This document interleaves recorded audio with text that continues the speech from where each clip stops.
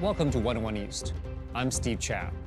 Straddling the borders of Asia and Europe, the former Soviet nation of Kazakhstan is promoting itself as a potential diplomatic leader in the region. Once closed to the world, the energy-rich country is putting out the welcome mat for foreign tourists.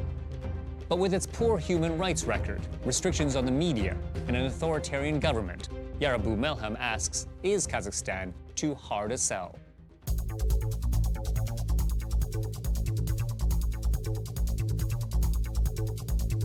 This city has been dubbed one of the world's strangest capitals, where world-renowned architects have seen their design fantasies come true.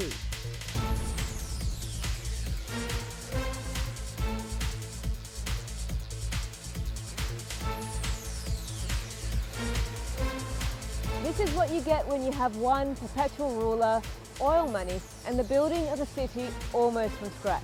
And no, I'm not talking about a city in the Gulf, but Astana, the capital of Kazakhstan.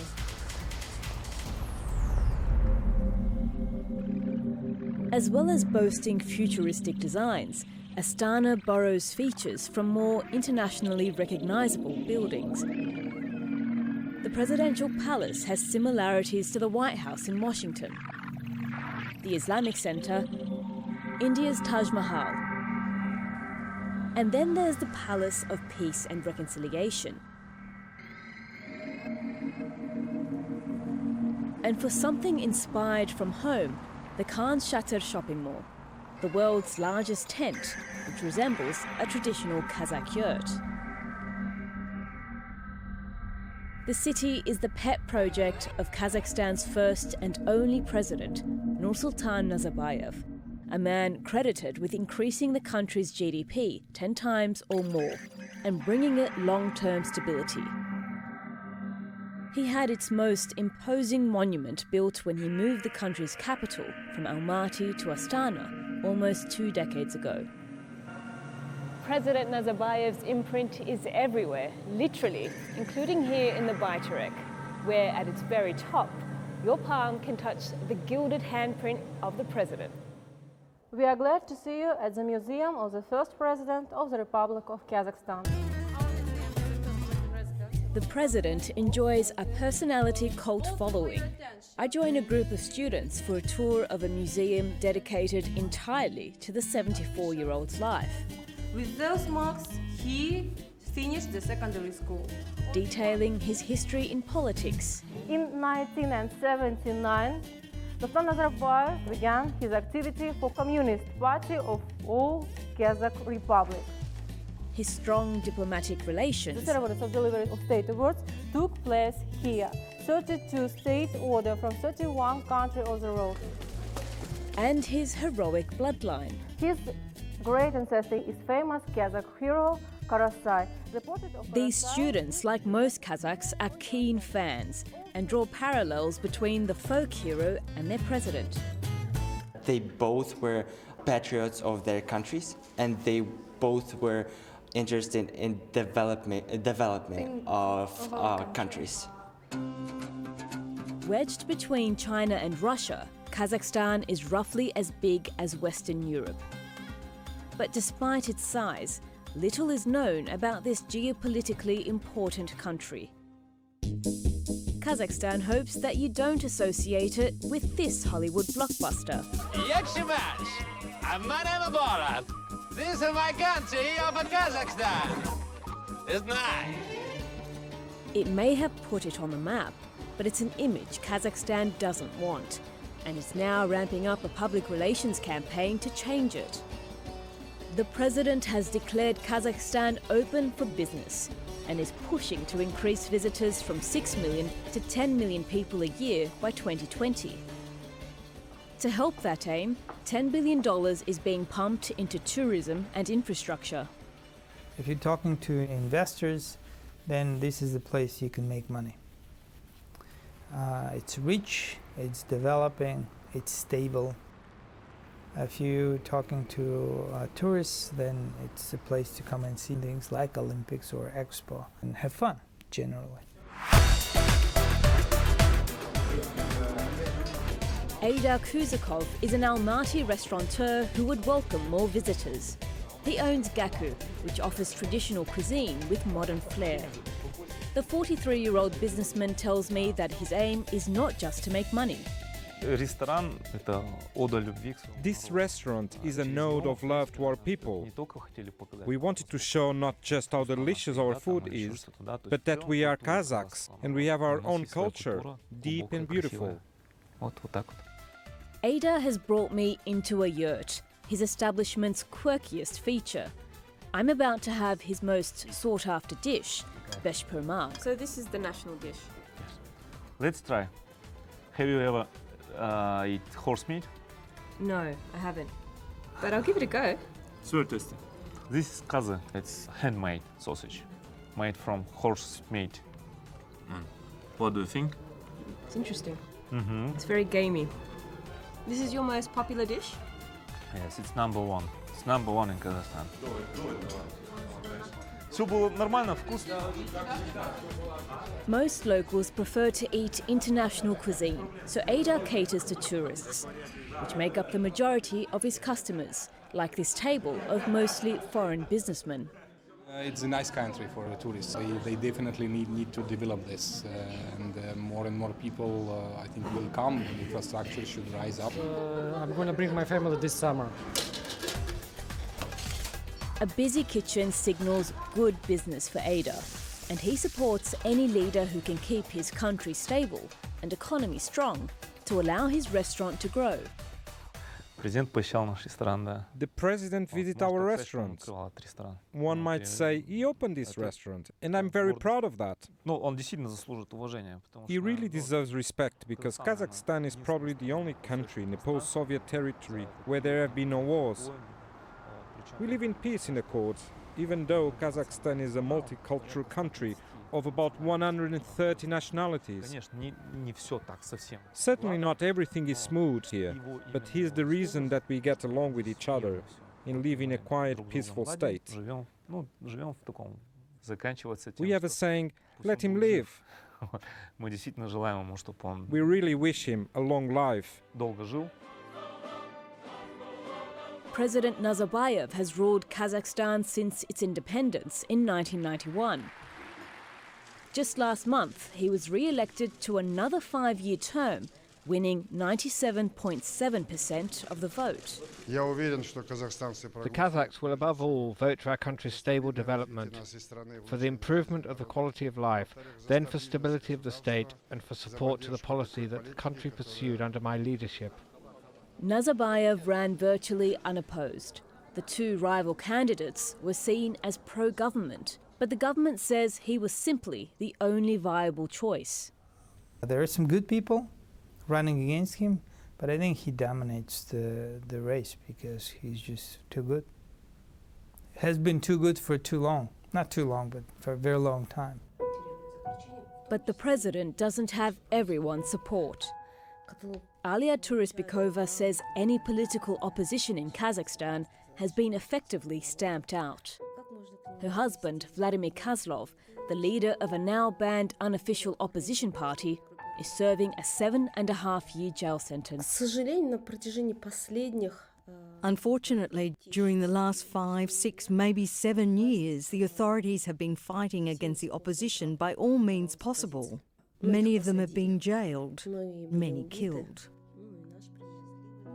ALIYA shows me their life together before prison. A journalist and writer, Vladimir Kozlov co-founded the ALGA opposition party. He was jailed more than 3 years ago on charges of attempting to overthrow the government. Your world collapses. It does not exist anymore. Everything you believed in. And you realize that you will never get back what you had before.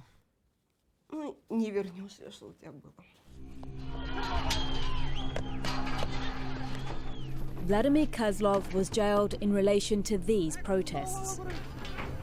A long-running strike by oil workers wanting higher wages in the energy-rich western city of ZHANOAZEN turned deadly when police fired on protesters, killing at least 15.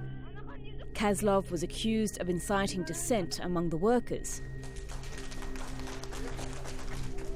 His trial and sentencing was internationally criticized as being politically motivated and unfair. The oil workers didn't have any support, so naturally my husband's party agreed to consult for them. It was arranging round tables in an effort to bring the workers and the authorities together to find a common solution. Vladimir Kozlov isn't the only dissenting voice that has been suppressed. Speaking to the workers who were involved in the protests isn't easy. Most are too afraid to talk. But I find one man willing to speak. MAKSAT DOSMAGAMBETOV took part in the protests and has become the face of all that went wrong. Our goal was to improve the situation of the workers, to improve our living conditions, somehow, at least a bit. The 32-year-old was accused of being a ringleader in the ZHANOAZEN protests. He says prison authorities severely tortured him to get incriminating testimony against other demonstrators. There was very cruel torture, and I'm still suffering until today. The torture was very... I can't even talk about it. I can't remember. I don't want to remember. It was very tough. My soul is aching. MAKSAT has been diagnosed with facial bone cancer. In February, he was released early from his 6-year jail sentence on humanitarian grounds. I spent 3 years in jail, and now I'm still suffering. I'm in hospital, and my eye has been removed. There's practically nothing left of the left side of my face. On a recent fact-finding mission, the United Nations called for an independent international inquiry into what happened at ZHANOAZEN.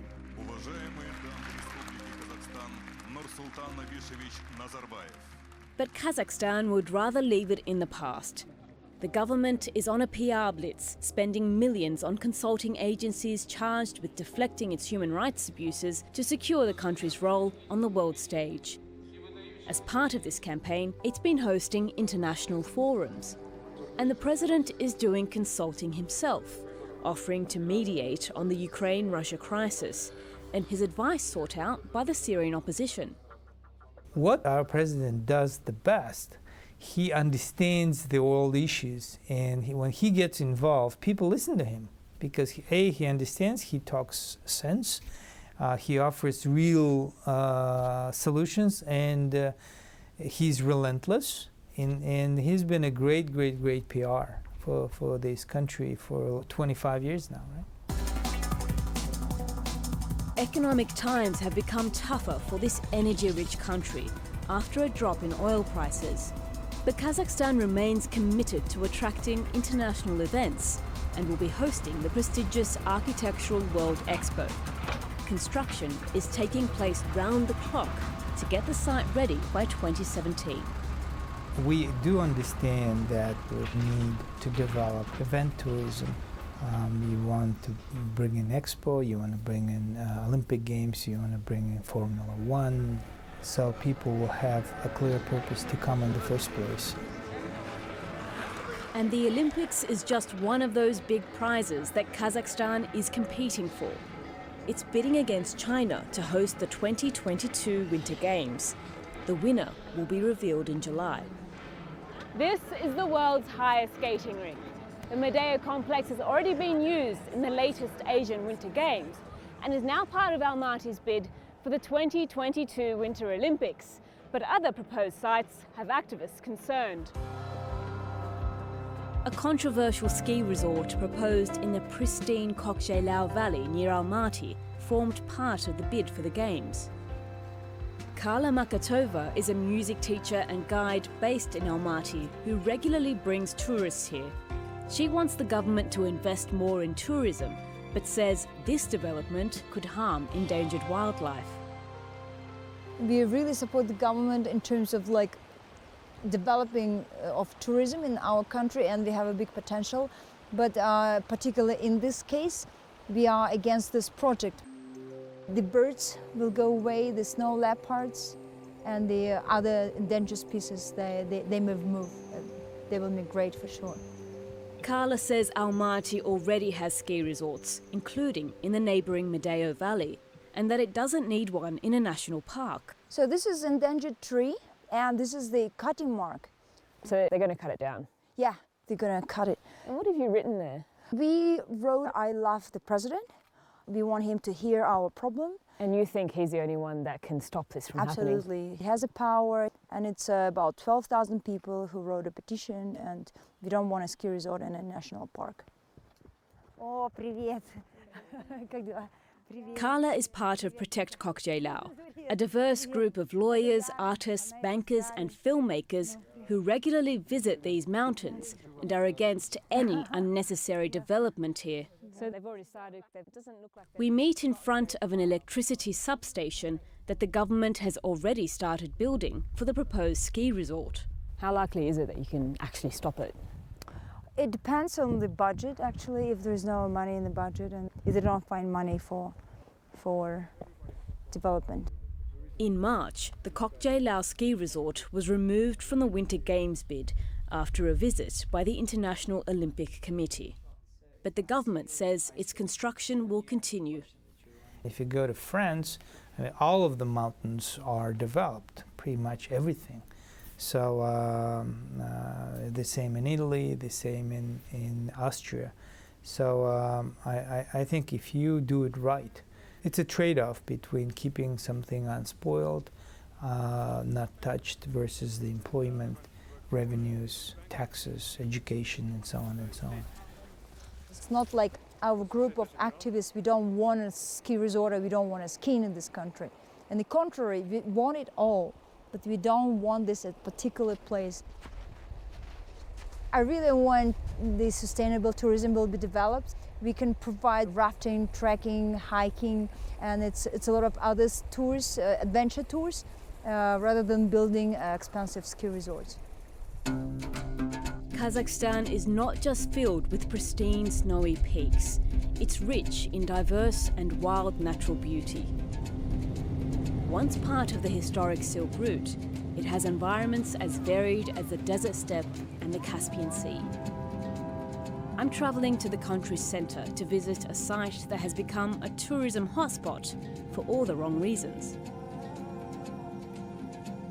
The Aral Sea was once the fourth largest lake in the world, but a series of bad Soviet irrigation practices drained it to just 10% of its water volume over the last 50 years. It's been called one of the world's worst environmental disasters. We've just made it to the nearest airport to the Aral Sea. Now we've got about a 6-hour drive to the main town of Aralsk. From there, it's another 2 to 3 hours on bad roads to anything worth seeing. You'd have to be a really committed tourist to make this long and expensive journey.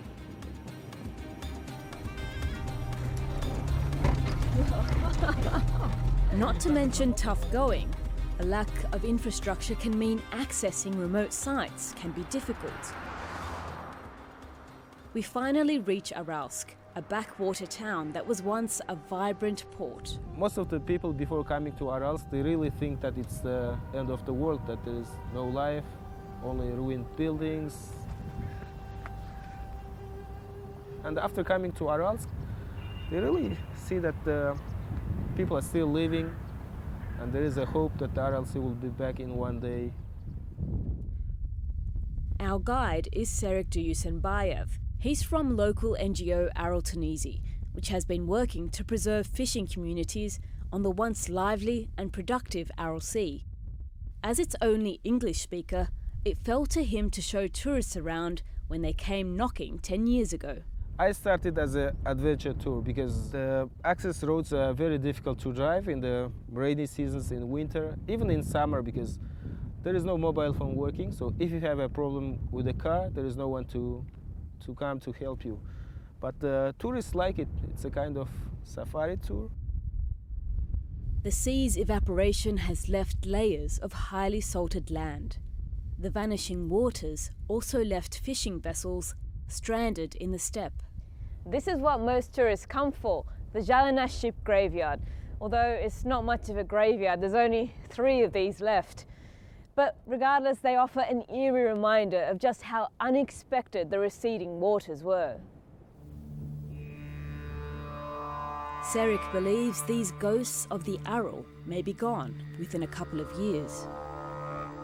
It's pity that people cut it for scrap metal, because until 2006 there were 12 big ships, and it was really more impressive for the people coming to see it. Once so great fishing vessels now stranded in the steppe, it's something unique that you cannot find elsewhere.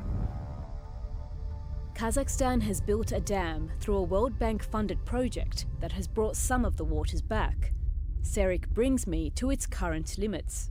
We've made it to the Aral Sea. Yes, now we are standing on the shore of the North Aral Sea. And where did it once go? The water used to be 3 kilometers away, that side, close to the village. The return of the Aral has allowed fishing communities to come back too. Serik takes us to one of about a dozen fishermen families that have stayed behind. Opening their homes to tourists is becoming more than about hospitality. Aral Tunisi organises homestays in houses like this one in 14 villages dotted around the Aral Sea. It's an important source of additional income for families who can no longer just rely on fishing. It's good if international guests stay at my home and spread good news about us and give us thanks. I hope there will be more tourists. It will be good. Serik says benefits extend to tourists as well.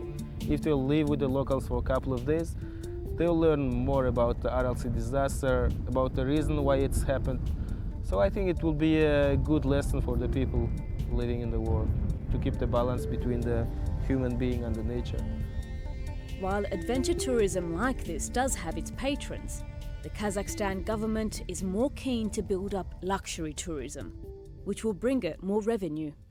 We know Chinese love luxury, tourism, luxury items, and everything that is associated with luxury. So there's definitely a thought along those lines. We have Russia. Russia is also, although not looking at East that often, but you can make them get interested in luxury tourism to Kazakhstan. But tourism is far from ALIYA TURUSBEKOVA's mind. Today, she's preparing to visit her husband, Vladimir Kozlov, in prison and hopes he's in good spirits. When people are isolated in this kind of environment, they change, unfortunately for the worse. He always tells me he's doing his best to be the same person he was before he was jailed. We're just outside of Almaty, and this is as far as we can go towards the colony of the general regime settlement where Vladimir Kozlov is being held without endangering ALIYA or being stopped by prison authorities. ALIYA is now visiting her husband and says she'll have a message from him when she gets out. I meet ALIYA in a public park on her return from the jail. She tells me her husband vows to continue working in public life when he's released. What did your husband have to say about the situation in Kazakhstan right now? Vladimir is an optimist. This is why he is convinced that evil can't last eternally and it will pass. He very much hopes that in the near future, Kazakhstan will become a truly democratic country, not just a declared one, where the people will really be a source of power. In the Kokjay-Lao Valley, Karla Makatova too knows the challenges facing her group of activists to protect this national park. But she remains positive about her country's future. I live my country. I really want it to prosper. And at every corner I say that my country is the best country and our people is the best. I would like to invite all people to my country. Ada certainly hopes there'll be more visitors, but isn't blind to the challenges. It's expensive here. That is really true. Hotels are expensive and the infrastructure is not developed. While Serik hopes the Aral Sea will return to his hometown Aralsk. Maybe after the water will reach the old port in Aralsk. And next time with my tourists, I'll be sitting on the floating restaurant and get some fresh fish in Aralsk. I hope so. Kazakhstan is wild, beautiful, and can offer tourists a unique experience. But it's a hard sell to promote it as an open and democratic country. The irony is that as more and more visitors gain access to the once reclusive country, the image the government is striving for may actually become a reality.